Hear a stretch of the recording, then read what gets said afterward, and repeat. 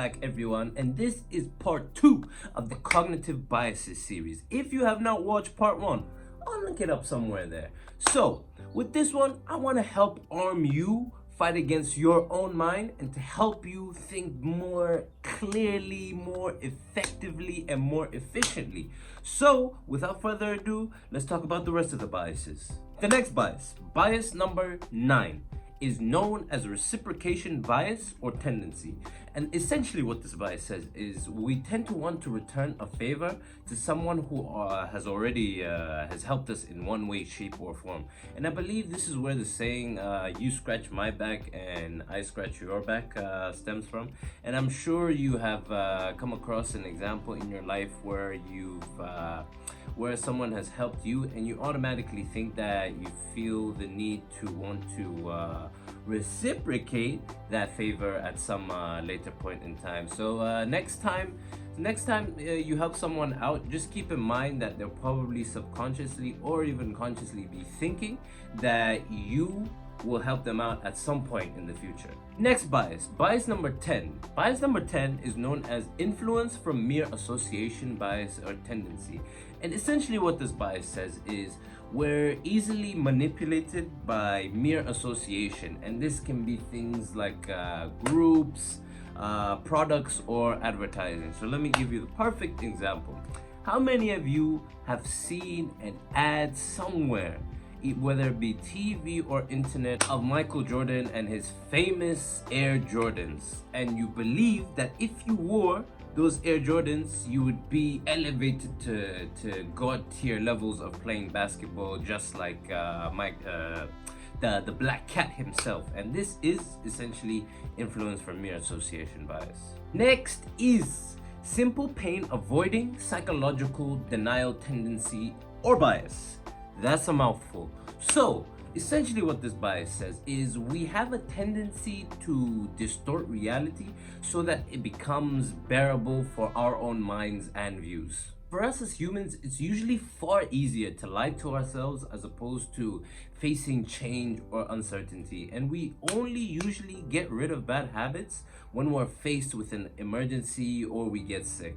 Next is excessive self-regard tendency or bias. So this bias says that us as humans, we think we're above average. We usually think we're smarter, more attractive, or more persuasive than we actually are. And this is exactly where overconfidence comes from.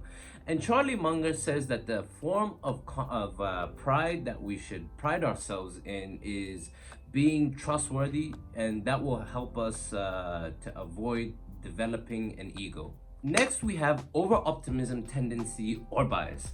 And this bias says that we tend to be way more optimistic in certain situations than we actually have reasons to be. And trust me personally, I have succumbed to this bias in more ways than one. And I'm definitely a glass half full type of guy. And if you saw my goals about 5-6 years ago, you'd understand why. After over-optimism tendency, we have the deprival superreaction tendency or bias. And this is essentially just risk aversion. And us as humans, we have a tendency to risk avoiding something, to avoid risking the loss of something excuse this thing as opposed to gaining something. So let me give you an example. Let's say you have $10,000 in the bank and you have an opportunity to make $20,000. For most people, they wouldn't take that risk in doubling their money just because of the fear that they could lose the initial $10,000. Next is social proof tendency or bias. And this bias says that we tend to copy the behaviors of people in given situations so that we can duplicate or copy certain behaviors or actions. So I'm sure, let me give you an example on my side. I've definitely been to a few parties where I'm not quite sure or understand the type of vibe.